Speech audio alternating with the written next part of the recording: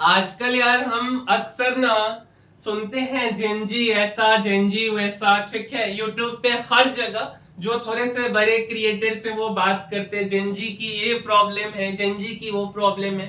अब यार हमने भी सुना, बट यार सच कहें लिटरली आपको बताएं तो मेरे को जेनजी के बारे में कुछ भी नहीं पता कि क्या होता है नहीं होता, बिल्कुल भी नहीं पता था, ठीक है। तो यार हमने रिसर्च किया थोड़ा जेनजी के बारे में कि भाई क्या है, क्योंकि हम ही लोग जेनजी है ना। तो उस रिसर्च को हम आपके साथ भी शेयर करना चाहते हैं कि किसको बोला जाता है जेनजी, क्या होता है। लिखा तो जेन जेड जाता है, बट हम जेनजी क्यों बोलते हैं। तो सबसे पहले हम जेन जेड जो है इसको जेनजी क्यों बोलते हैं ये चीज पहले क्लैरिफाई करना चाहेंगे कि मेरे भाई दो प्रकार का इंग्लिश है। एक तो अमेरिकन इंग्लिश है और एक ब्रिटिश इंग्लिश है।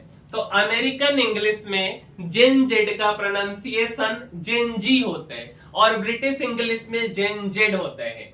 तो हम लोग जो यूट्यूब पे कहीं भी सुनते हैं तो जेन जेड को जेन जी प्रोनाउंसिएशन किया जाता है, ठीक है, इसीलिए हम इसको जेन जी बोलते हैं। अब आइए थोड़ा सा जेन जी के बारे में समझते हैं कि आखिर जेन जी का मतलब क्या होता है।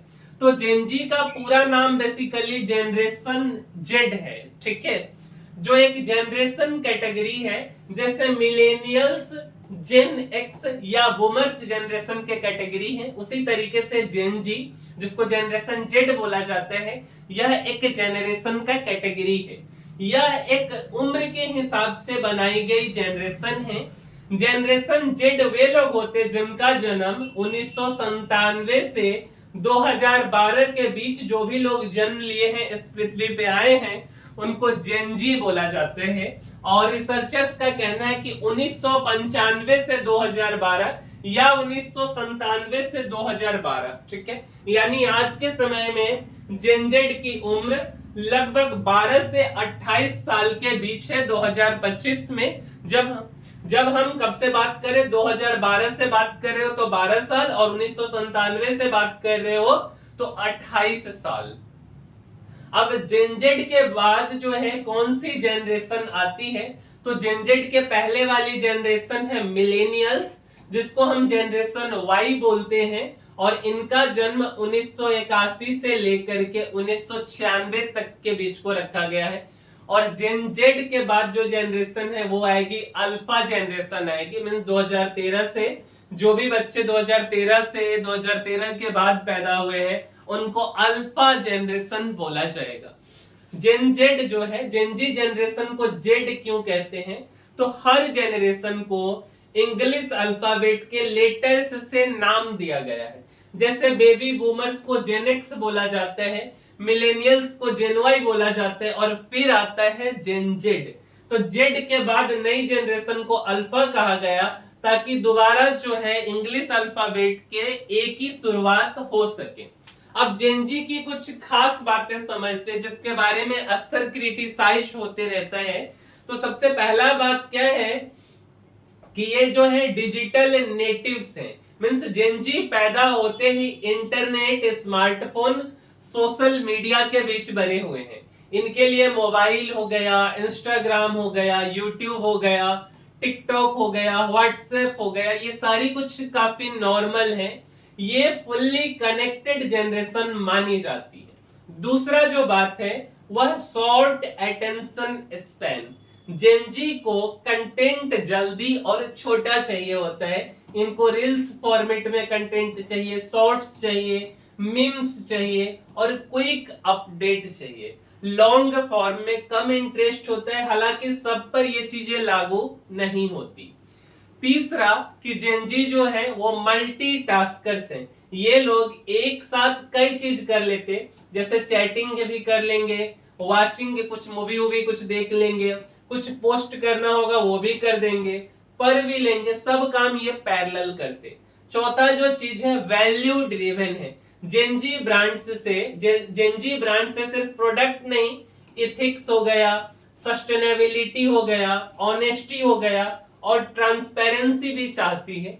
ये लोग एनवायरमेंटल इश्यू हो गया, मेंटल हेल्थ हो गया और इक्वालिटी के बारे में खुल करके बात करते हैं। साइड हसल कल्चर भी है।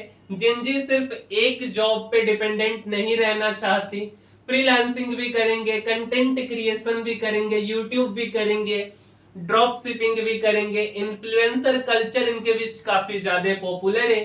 छठा जो है एजुकेशन एंड करियर, ये जनरेशन ऑनलाइन लर्निंग में कंफर्टेबल है।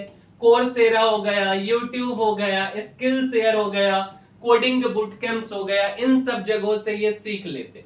ट्रेडिशनल कॉलेज डिग्री को भी ये थोड़ा फ्लेक्सिबल मानते हैं। अब बात करते हैं कि जो जेनजी है वो किधर ज्यादा एक्टिव है। तो जेनजी सबसे ज्यादा social media, gaming platform, creator economy में एक्टिव है। इनके लिए ब्रांड्स की मार्केटिंग वे Instagram, TikTok, YouTube shorts, memes, influencers के जरिए होती है। कंपनी जेनजी को इतना टारगेट क्यों करती है? क्योंकि यही आने वाले फ्यूचर मार्केट है। जेनजी अभी यूथ है, यानी खरीदने की कैपेसिटी इनकी बढ़ रही है। ये ट्रेंड सेटर्स है, जैसे फैशन हो गया, टेक हो गया, गैजेट्स हो गया, गेमिंग हो गया, मूवीज हो गया। हर फील्ड में यही डिसाइड करते हैं कि क्या वायरल होगा। ब्रांड्स इनके साथ रिलेटेबल बनना चाहते हैं, जैसे क्विर्की एड्स हो गया, मीम्स हो गया, रील्स हो गया। ओवरऑल अगर हम जेनजी के बारे में समराइज करना चाहें तो इनका जन्म 1997 से 2012 के बीच में हुआ है, उनको जेनजी बोला गया। करंट एज की बात करें तो 2025 में जेनजी 12 से 28 साल के हैं। पहचान क्या है? डिजिटली बॉर्न हुए हैं, सोशल मीडिया से भी है, फास्ट कंटेंट कंज्यूमर है।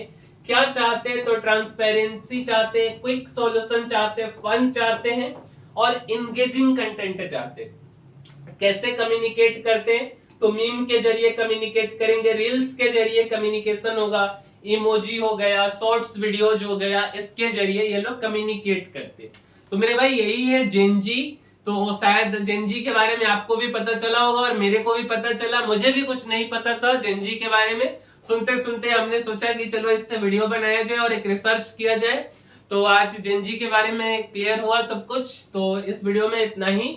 और अगर आपको हमारे वीडियो से वैल्यू एडिशन हुआ है तो मेरे भाई इस वीडियो को लाइक, शेयर और सब्सक्राइब कीजिए। मिलते हैं अगले वीडियो में, तब तक के लिए धन्यवाद।